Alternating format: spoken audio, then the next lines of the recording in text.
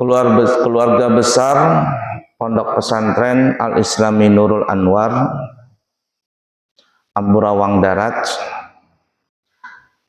insya Allah akan mengadakan syukuran wisuda kelulusan anak-anak santri kami tingkat ula ibtidaiyah atau SD dan tingkat usta atau sanawiyah SMP dan tingkat uliyah atau aliyah atau SMA. Acara tersebut insya Allah akan dilaksanakan pada tanggal 8 Juni 2025 hari Ahad dimulai dari jam 5 pagi. Kami mengundang kepada seluruh jamaah, Bapak Ibu semuanya bisa hadir dalam acara tersebut. Hari raya jatuh tanggal 6 hari Jumat insya Allah. Kita di hari Ahadnya tanggal 8 acara. Kalau saya sebulan 2 kali ke sini, jaraknya 40 kilo, bolak-balik berapa kilo? 80 kilo. Sebulan berapa kali? 2 kali. Lalu bapak-bapak, ibu-ibu diundang ke tempat saya, nggak ada yang mau datang. Itu kata Bang Haji Roma Irama, sungguh terlalu. Nah, jadi diharapkan hadir semua nanti ya. Bawa istrinya, bawa anaknya, dan insya Allah kita mengadakan syukuran. Kami mengharap supaya anak-anak kami didoakan agar ilmu yang mereka dapat itu berguna dan bisa mengamalkannya serta menyebarkan ilmu tersebut kepada saudara-saudara sesama muslim. Nah, jadi seperti itu ya. Kemudian kami insya Allah akan membuka layanan umrah harga 32 juta dan harga 30 juta, ada 2 versi. Berangkat insya Allah di awal Agustus. Awal Agustus, siapa tahu ada yang berminat berumrah bareng kami. Kami buka nanti di bulan Agustus 2025. Kalau tidak ada halangan, kita akan berangkat tanggal 4 Agustus dan kembali tanggal 15 Agustus selama 12 hari perjalanan. Mungkin seperti itu ya. Baik, di dalam kesempatan kali ini kita akan membahas perkataan seorang tabi'in yang sangat terkenal namanya, yaitu Hasan Al-Basri. Sayyidina Hasan Al-Basri. Ini seorang tabi'in yang bertemu dengan sahabat tapi tidak bertemu dengan Rasulullah. Imam Hasanul Basri mengatakan, man aradad dunya wa ikhtaraha 'alal akhirati aqabahu Allahu bisitti uqubatin. Thalathun fid dunya wa thalathun fil akhirah. Siapa yang menginginkan kehidupan dunia dan dia lebih memilih hidup di dunia daripada hidup di akhirat, maka niscaya Allah Subhanahu wa ta'ala akan memberikan kepadanya 6 siksaan. 3 siksaan dia akan dapat di dunia, dan 3 siksaan lagi dia akan mendapatkan di akhirat. Nah, orang yang tertipu dengan manisnya dunia nih, sehingga tidak mau lagi beribadah, tidak mau sholat, malahan mengerjakan maksiat. Itu salah satu bentuk ciri daripada orang yang memilih dunia. Nah, apa siksaan 3 di dunia itu? Amma thalatsul lati hiya fid dunya fa amalun laisa lahu muntaha wa hirsun ghalibun laisa lahu qana'atun wa ukhidha minhu halawatul ibadah. Yang pertama, siksaan di dunia adalah lamunan atau apa ya, khayalan atau harapan yang melantur, yang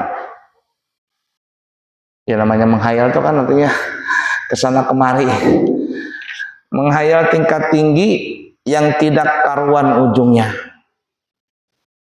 Nah, laisa lahu muntaha, tidak ada kesudahannya. Itu orang yang tertipu dengan dunia, dia akan selalu mikirin, menghayal ini itu, tapi nggak berhasil. Artinya ya tadi apa namanya, nggak pernah kesudahan, nggak pernah berhenti itu. Karena gini ya, dulu kita belajar di sekolah SD atau sekolah umum, apabila ada cahaya, lalu cahaya itu menyinari benda yang nomor 2 benda, maka akan timbul yang ketiga. Apa itu? Bayangan. Cahaya, benda, dan yang ketiga adalah bayangan. Benda itu kita ibaratkan adalah kita sendiri. Cahaya itu adalah agama Allah Ta'ala. Cahaya itu adalah perintah Allah. Cahaya itu adalah negeri akhirat. Kalau seandainya benda, yakni kita nih ya, mengejar bayangan, dan bayangan itu kita ibaratkan adalah dunia. Semakin benda itu mengejar bayangan, maka dia akan jauh dari cahaya. Dia akan semakin gelap, dan yang anehnya semakin dikejar itu bayangan, maka bayangan itu semakin memanjang, dan tidak pernah akan didapat, sampai akhirnya dia masuk dalam kegelapan. Betul nggak itu ya? Tapi sebaliknya, apabila benda itu mendatangi cahaya, maka bayangan itu akan memendek. Kemana memendeknya? Memendeknya itu adalah ke benda tadi. Sampai akhirnya benda itu tepat di bawah cahaya. Tepat di bawah cahaya. Di mana bayangan tadi? Maka bayangan itu tepat di bawah telapak kaki benda itu. Kiasannya seperti kita ini. Kalau kita ini mengejar akhirat, kita mengerjakan perintah Allah, kita tinggalkan larangan Allah, kita lebih mementingkan urusan akhirat daripada urusan dunia, maka insya Allah dunia itu akan ikut kepada kita, pasti ikut kepada kita. Dan sampai akhirnya dunia itu tunduk dengan kita. Bahkan terkadang sebelum kita minta, dunia itu sudah datang duluan. Sebelum kita minta, dunia itu sudah datang duluan. Dan pada saat seperti itu, kita sudah tidak ada lagi urusan dengan dunia. Sudah bosan kita. Sudah bosan. Kenapa? Karena lebih melihat akhirat. Nanti saatnya kita akan merasakan itu kalau memang betul-betul kita selalu ibadah kepada Allah Ta'ala. Saatnya nanti kita akan lebih senang ibadah daripada diajak jalan-jalan. Lebih senang ibadah daripada diajak jalan-jalan. Kita lebih senang puasa daripada kita diajak makan. Kita lebih senang memberi daripada diberi. Nanti ada saatnya itu. Kalau sudah waktunya seperti itu, berarti itu kita sudah merasakan nikmat di dalam beribadah kepada Allah Ta'ala. Nah, jadi orang yang mengejar dunia tidak pernah akan dapat. Lalu apa yang terjadi? Fa'amalun laisa lahu muntaha. Khayalannya, pikirannya, andai-andainya itu nggak pernah akan kesudahan. Akhirnya dia capek sendiri, diperbudak dengan dunia ini.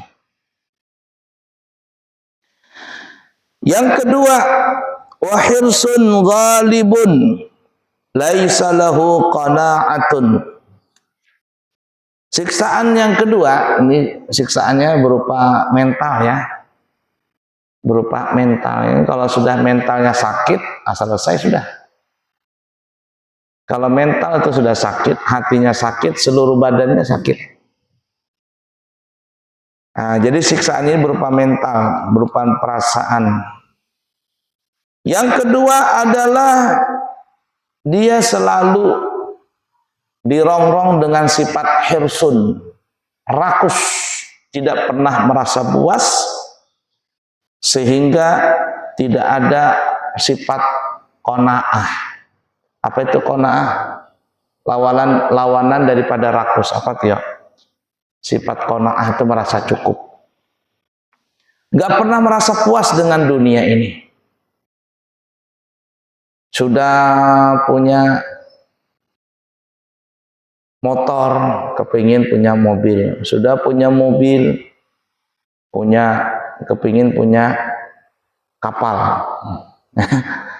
Kapal pesiar kah? Sudah punya kapal, ingin punya pesawat, helikopter dulu. Sudah punya pesawat, helikopter, ingin punya pesawat. Akhirnya apa? Sudah punya rumah, pulau dibeli. Sudah punya perumahan nih, pulau dibeli.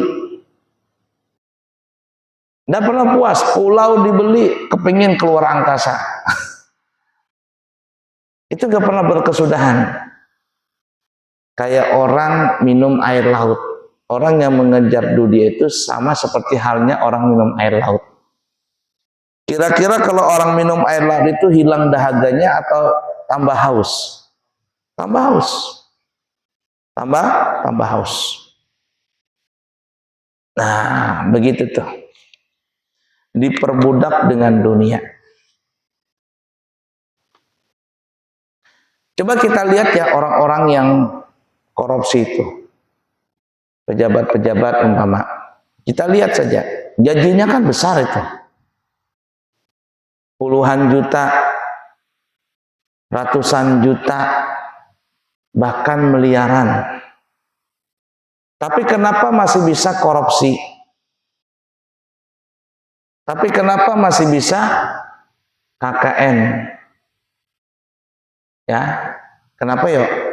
Karena tadi Allah cabut di hatinya sifat qanaah. Allah cabut di hatinya sifat merasa cukup.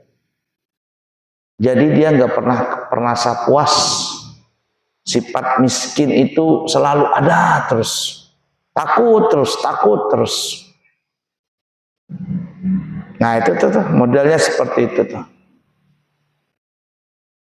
Alhaakumut takatsur hatta zurtumul maqabir.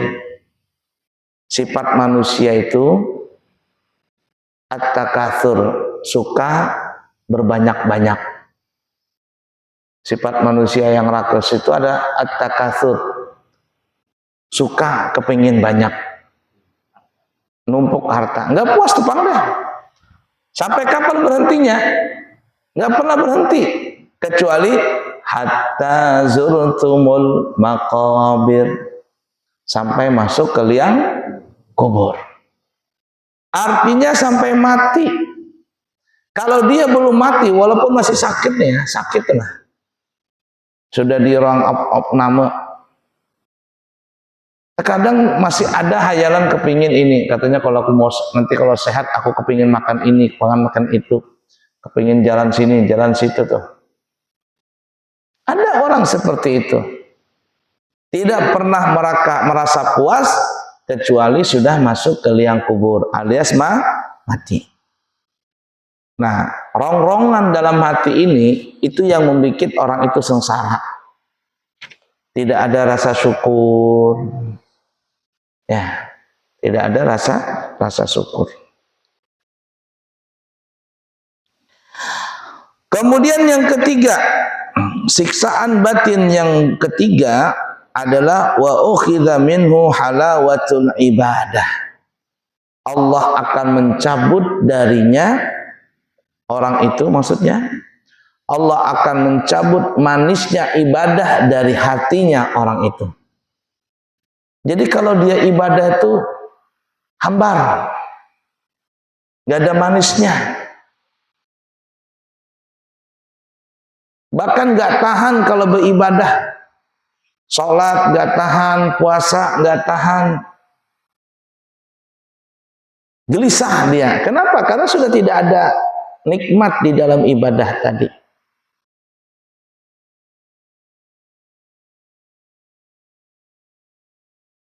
Bahkan yang parahnya, ada orang berangkat umroh, pulang dari umroh jadi murtad.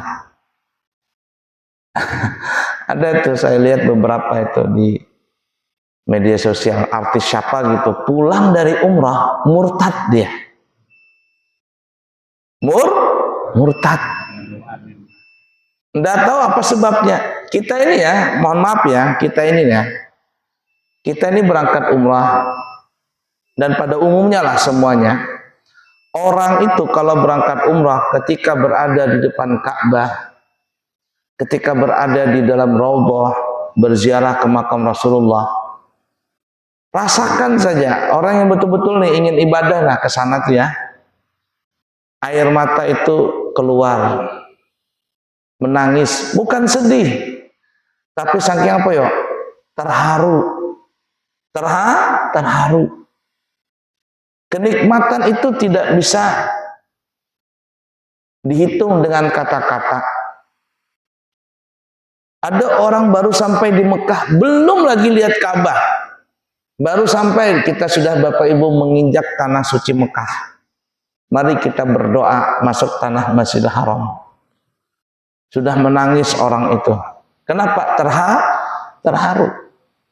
Duit yang puluhan juta dia kumpulkan untuk berangkat umrah, bahkan terkadang kena tipu dari travel, tapi nggak jerah-jerah, datang ke Mekah, Masya Allah, semua beban hilang. Jalan berpuluh-puluh kilo, semuanya itu dihadapi dengan ringan. Kenapa ya? Karena dia telah mendapatkan halawatul ibadah, manisnya dalam ibadah tadi. Tanyakan saja orang-orang yang berangkat umrah, ya, bapak-bapak yang berangkat umrah. Bahkan yang anehnya, ketika sampai kakinya di tanah air, baru menginjakan tanah, turun dari pesawat, sudah mikirin, kapan ya saya mau berangkat lagi? Saya kepingin berangkat lagi. Lah ini capek belum hilang, ngantuk belum juga hilang, masih sakit-sakitan, tapi kepingin lagi ke sana. Kenapa? Karena Allah memberikan halawatul iman. Tapi bagi orang yang memilih dunia, maka dia tidak mendapatkan itu. Ketika pulang dari umroh, kok bisa jadi murtad dia? Kok bisa jadi murtad? Kok dia bisa jadi jahat setelah pulang dari haji, pulang umroh itu? Berarti ada yang salah tuh di dalam ibadahnya. Bisa jadi ketika berangkat tidak ikhlas karena Allah, Bisa jadi karena urusan dunia saja berangkatnya, itu bisa terjadi. Nah, itu 3 hal Allah siksa perasaan orang tersebut di dunia. Jadi yang pertama, khayalan yang tidak pernah berhenti. Khayalan tingkat tinggi nih ya. Yang kedua, perasaan yang tidak pernah merasa puas. Dan yang ketiga, Allah cabut manisnya iman. Kemudian kata Imam Hasan al-Basri, wa amma tsalathul lati hiya fil akhirah. Adapun 3 siksaan yang nanti Allah taruh di akhirat, apa itu? Yang pertama, fahaulu yaumil qiyamah. Fahaulu yaumil qiyamah. Dia akan huru-hara, gelisah, apalah bahasanya, kerepotan dengan urusan di akhirat. Kenapa ya? Karena banyak pertanyaan. Banyak pertanyaan. Bebannya berat ini.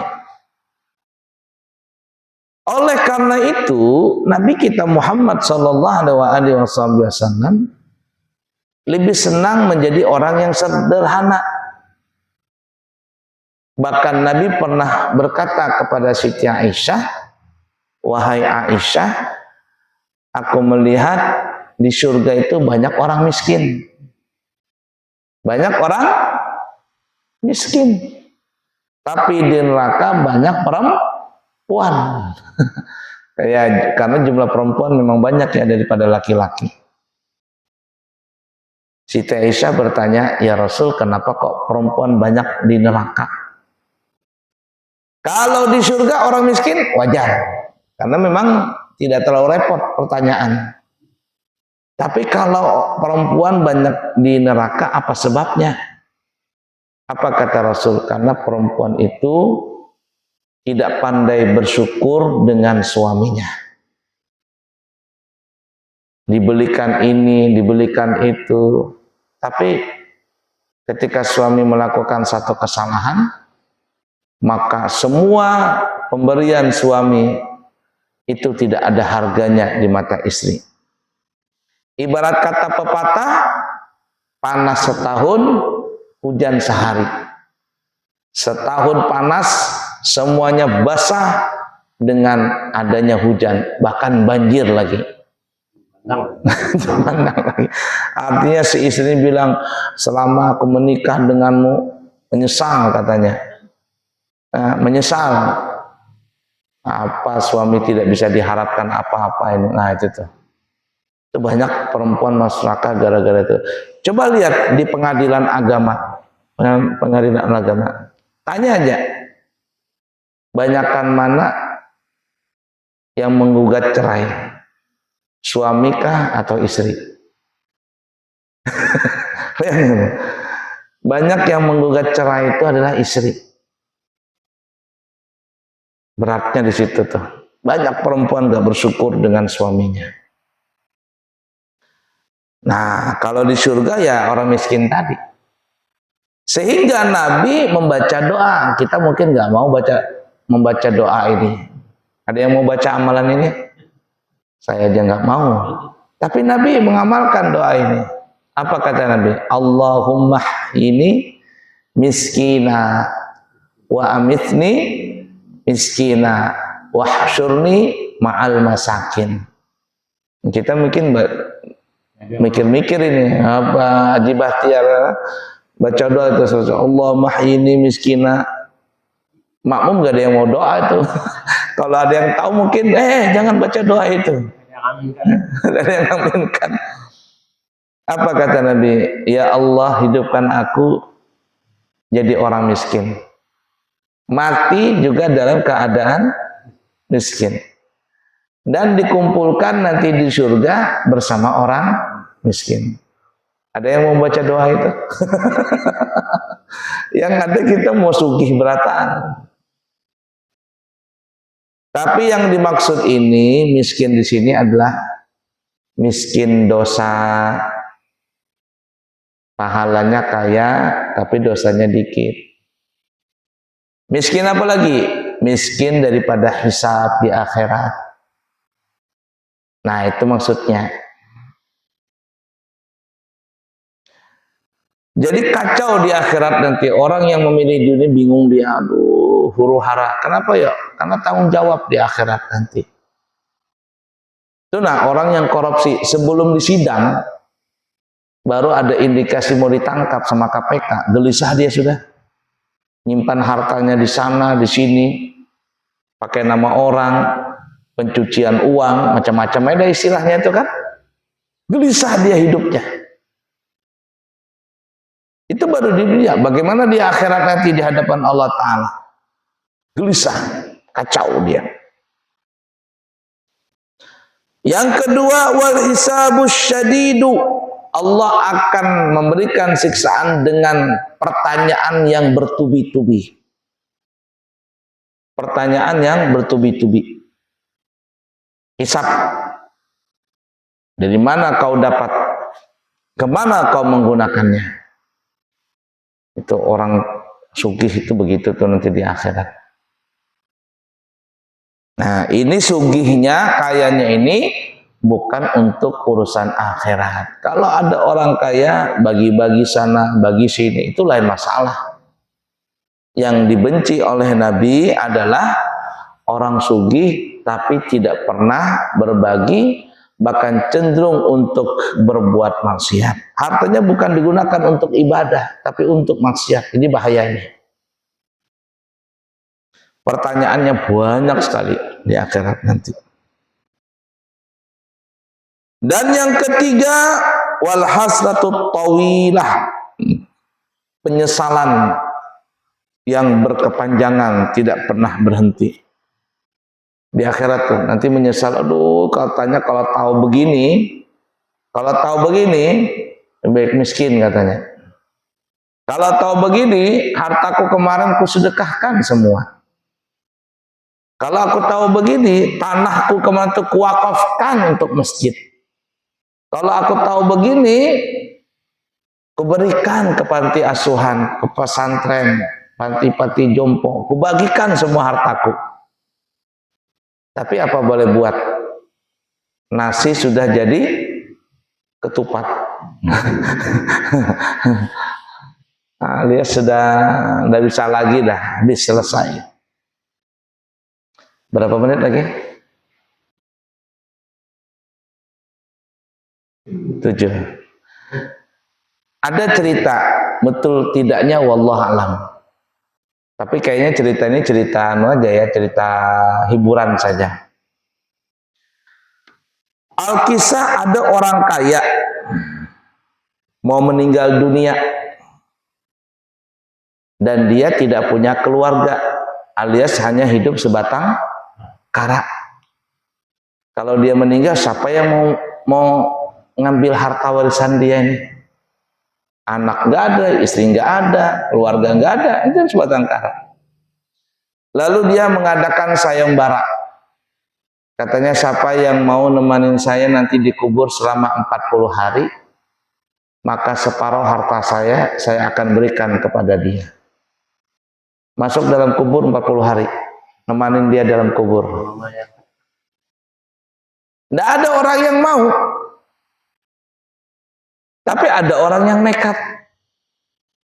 Orang miskin pencari kayu, cari kayu, dia cuma pakai kampak saja. Katanya saya mau Pak, katanya. Oke, kata orang kaya ini. Pergilah, bahasa kitanya ke notaris, bikin perjanjian. Tapi si orang miskin ini yang pencari kayu bakar katanya, Pak, Bapak kan sendiri, tidak ada keluarga. Saya mau nemanin Bapak di alam kubur, tapi saya tidak mau separuh harta Bapak. Saya mau semuanya. Nah, saking rakusnya nih, sudah miskin, rakus lagi. Saya mau semuanya. Si orang kayak ini mikir juga, dari juga siapa lagi yang mau harta saya? Ya adalah. Dibikin perjanjian, meninggallah akhirnya orang kaya ini. Disediakan sudah kuburan yang besar, dalamnya ada oksigen, makanan, minuman begitu kan ya. Ya semacam kamar begitu. Meninggal, dikubur, orang ini pun dikubur juga. Masuk dalam kubur. Orang-orang yang melayat sudah pada bubar semua. Hari pertama, malaikat Mungkar Nangkir datang. Bingung Mungkar Nangkir, siapa yang mati nih? Kan Mungkar Nangkir itu dalam riwayat ya, setelah kita melangkah 7 langkah, ya, itu kan ya dalam riwayat 3 atau 7 langkah itu, maka malaikat itu akan datang untuk bertanya dan menanyai kepada si mayit ini, marabbuka wa man nabiyuka, kan gitu tuh ya, siapa Tuhanmu, nabimu, dan seterusnya. Malaikat ini tidak mau datang selama orang yang hidup masih ada dekat kuburan itu. Makanya adatnya di orang Banjar nih ya, orang Banjar, itu kalau ada yang meninggal dunia, biasanya kuburan itu ditunggu 3 hari 3 malam. Untuk apa? Supaya malaikat nggak datang dulu, agar si mayit ini, bahasa kita itu, bisa beradaptasi dengan kuburan, dengan alam yang baru. Diakal-akalin begitu. Nah, kata orang-orang NU di Jawa sana, sampai sekarang ada seseorang yang meninggal dunia sudah puluhan tahun, tapi nggak pernah malaikat Mungkar Nakir datang. Gus Dur katanya. Karena nggak pernah sunyi kuburannya itu. Nggak pernah sunyi kuburannya, Gus Dur katanya. Makanya kata orang Jawa di sana tuh, nah, wali yang ke-10 tuh Gus Dur katanya. Ya ala kuliah itu kepercayaan mereka ya. Jadi malaikat ini datang, bingung siapa yang meninggal nih. Kata malaikat, ini kan mati sudah ditanya, tanya kamu ngapain di sini? Bahasa kitanya nih ya, nemanin orang ini. Si orang mati, si yang nemanin ini gak ada rasa takut, cuman dia begitulah. Kembali malaikat, besok datang lagi malaikat, lo masih di sini? Iya. Memang kerjaanmu di dunia apa? Jadi kayu bakar. Pulang lagi malaikat. Besok datang lagi. Kamu cari kayu bakar pakai apa? Pakai kampak katanya. Pulang lagi. Datang lagi besok malaikat. Kampakmu tuh kamu beli, dikasih atau apa? Katanya beli. Pulang lagi. Besok datang lagi. Belinya itu pakai uang siapa? Uang saya katanya. Pulang lagi. Besok uangmu tuh kamu dapat dari mana? Pokoknya selama 40 hari itu pertanyaan hanya sekitar dengan kampak dan kayu bakar. Kampak dan kayu bakar. Ini cerita ini benar tidaknya wallah alam ya. Yang ditanya orang yang hidup. Jadi akhirnya setelah 40 hari orang-orang kan pada nunggu di atas nih. Dibuka kuburannya, orang ini pun keluar. Setelah dia keluar, apa dia bilang? Katanya, ampun, saya tidak mau hartanya si mayit itu. Loh kenapa kata orang? Bukannya engkau kemarin ngebet nih, kepingin harta orang itu semuanya. Katanya nggak mau. Kenapa katanya? Kalian tahu nggak? Selama 40 hari, 40 malam di alam kubur, setiap hari malaikat datang kepadaku hanya menanyai tentang masalah kampak dan sekitar kampak. Dan padahal hartaku cuma satu-satunya adalah kampak. Bagaimana kalau aku punya uang yang lebih daripada itu? Bingung aku menjawabnya. Ampun, ampun katanya. Nah, jadi orang yang lebih duit itu pertanyaannya enggak tapi banyak. Nabi yang paling kaya itu Nabi Sulaiman. Tapi dikatakan antara nabi, semua nabi dan rasul itu masuk surga. Tapi yang paling terakhir masuk surga adalah Nabi Sulaiman. Kenapa? Karena saking banyaknya pertanyaan tentang harta kerajaan dan yang beliau dapat. Padahal itu Nabi itu.